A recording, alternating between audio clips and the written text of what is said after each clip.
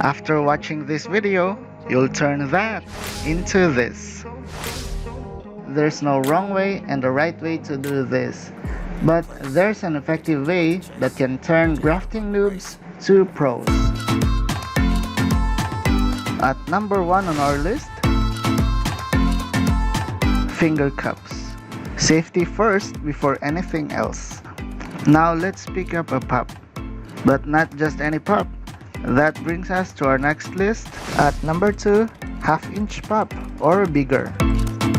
Choose bigger pups if you're grafting on a big rootstock. If you want to graft the smaller pups, then choose a smaller rootstock too, like a Peresciopsis. Bigger pups are more likely to survive. Moon cactus pups have dents underneath. And that brings us to our next list. At number 3, cut a quarter. See this dent? Be sure to remove that when cutting to expose the vascular ring. A quarter cut proves effective. Just don't go over it.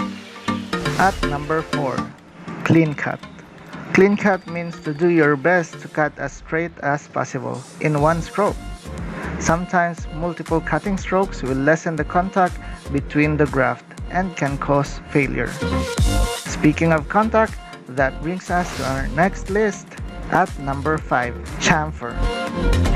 Chamfering the rootstock ensures contact between two vascular rings. At number 6, match vascular rings. See this little circle in the middle? Both rootstock and the scion have that, which should match. Align them as best as you can. That brings us to our next list. At number 7, paper and tape. The traditional way to graft is to use rubber bands, but that doesn't work all the time. It can smash your scion or it can slide out of place.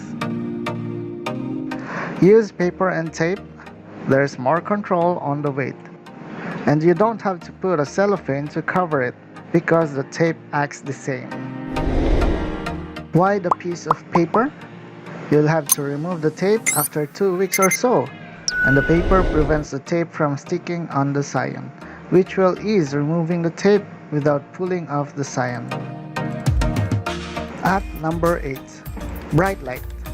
We need them under bright light, but avoid direct sunlight as intense heat can dry our cuts prematurely. Is there a best time to graft? Yes, there is. At number 9, best time to graft.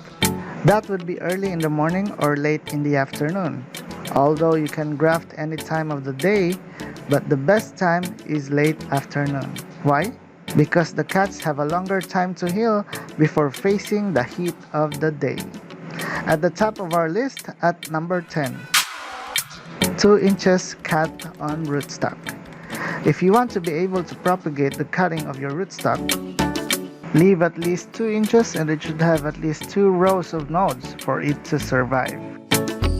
You can then propagate these cuttings and produce more rootstock. Check out this next video and be sure to subscribe and click the notification bell to be notified on our next upload. See ya!